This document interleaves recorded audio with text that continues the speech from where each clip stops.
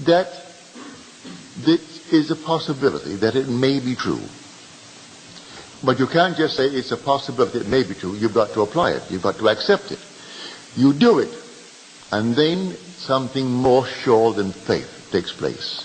Faith now based upon your own knowledge. It's your own experience. You have experienced it now, and something far, far greater than faith comes up.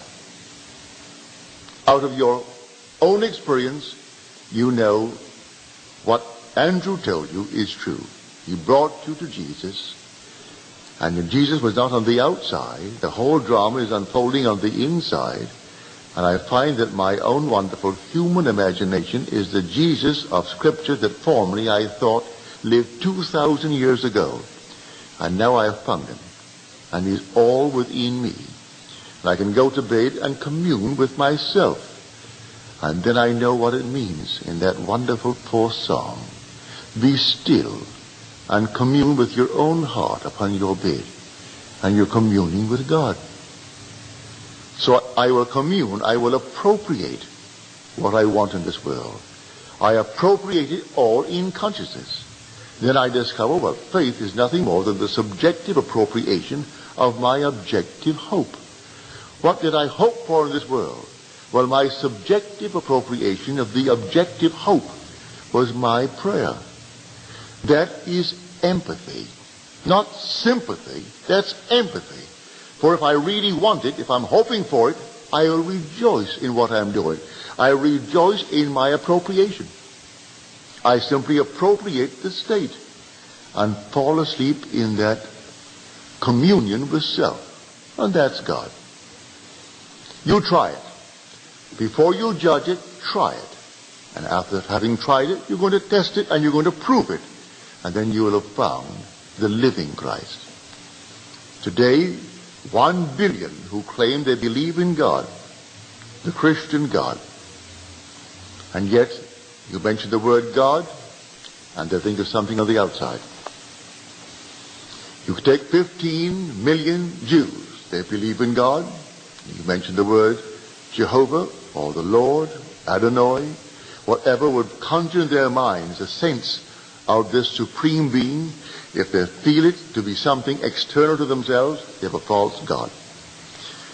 If you take the hundreds of millions of Mohammedans and you use the word Muhammad, and they think of a being, a prophet who lived centuries ago, something external to themselves, they have a false prophet. If the Buddhists believe that Buddha was something that lived 600 years BC and that was something different, they have a false prophet. Any prophet outside of the being within you, any God outside of the being within you is false. If there be any Christ other than he who was crucified upon me and who is buried within me and who rose and continues to rise within humanity, he is a false Christ. And false teachers teach him as coming from without. Anytime they're waiting for him to come from without, he is false. Simple. I'll show you. The very last words of the book of Matthew, the very last words. I am with you always, even to the end of the age. How on earth can I return when I am with you always? They expect him to return. How can he return the very final words as he's departing from a visible state into an invisible state? I am. Stop it. Now, with you always, even to the end of the age. And they tell me he's going to return when he never departed. How can he return when he has never left me? I am with you always, even to the end of the age. Well, how can he return? Can't you see it? He dwells in us. He is through us. If he's through us, he cannot possibly return. And were he not in me, I couldn't breathe, he is my breath. And so if I, this very moment, drop from this world, and I depart physically, and you don't see me, I still am not away. If I know the being that I am in you. I have awakened from this dream of life. There's no place for me to go but to be within you. And I'm one of those who are watching, those in great eternity, who contemplate on death, this world.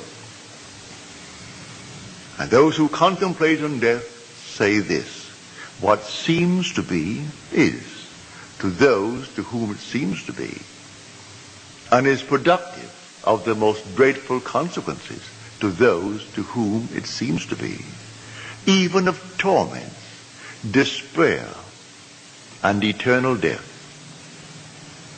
But divine mercy steps beyond and redeems men where? In the body of Jesus. There's only one body in the world. And I tell you from my own experience, you and I are one. There's only one body, one Spirit, one Lord, one God and Father of all, who is above all, through all, and in all. Accept it, and you will accept the Jesus that I introduce you to tonight. If you want to test him first, he invites you to test him. Don't test the speaker, no, test Jesus. And Jesus is within you. When you say, I am, that's he. That is the Lord Jesus Christ. So when you go to bed tonight, put him to the extreme test. Do you know what you will love for yourself and for your loved ones in this world? Assume that you have it. And that assumption, though at the moment, is denied by your senses, denied by reason, if you persist in it, because you believe in him, it will harden into fact. And no power in the world can stop it. It can't stop it. But I can tell you the interval of time between your assumption and its hardening into fact. But I promise you from experience, it will harden into fact. But do it in love. May I tell you? Whenever you are in doubt, do the loving thing. And you've done the right thing. If ever in doubt, ask a very simple question. Would I like it done to me? If you can answer in the affirmative, then do it. And you cannot go wrong if you use that as your guide. So where do you live? Where are you staying? Come and see. But let me get my brother first. And let me bring my brother and introduce him to you. And so throughout the story, he's always bringing others to Jesus. And that's the story of Andrew. You can't change that state. That state is forever. You can fall in this state tonight and take a friend something that you know concerning Jesus Christ and tell him you are playing the part of Andrew. If you give him the Bible and interpret Scripture to him as you know it now, then you are actually taking to him, and you are now Andrew. If you want to be filled with joy, as this lady's letter to me today, that she could be so praiseful for the little that was done to her by her children, that these 3 children she felt did so much for, that she wants to show her appreciation. She did it then.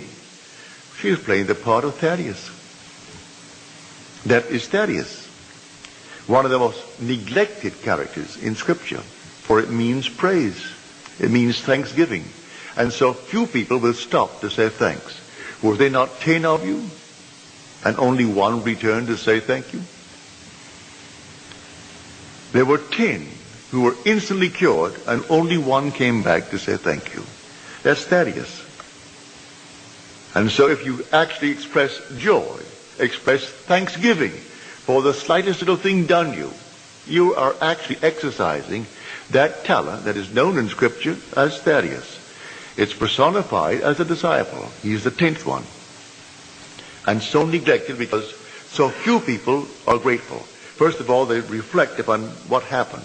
And then they give all praise to the means employed rather than the actual cause of the phenomena. But here tonight, we are simply presenting Andrew.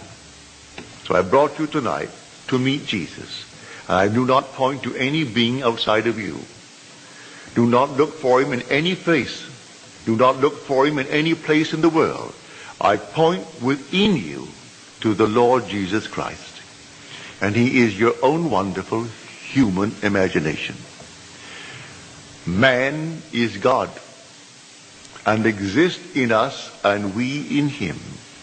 The eternal body of man is the imagination, and that is God himself.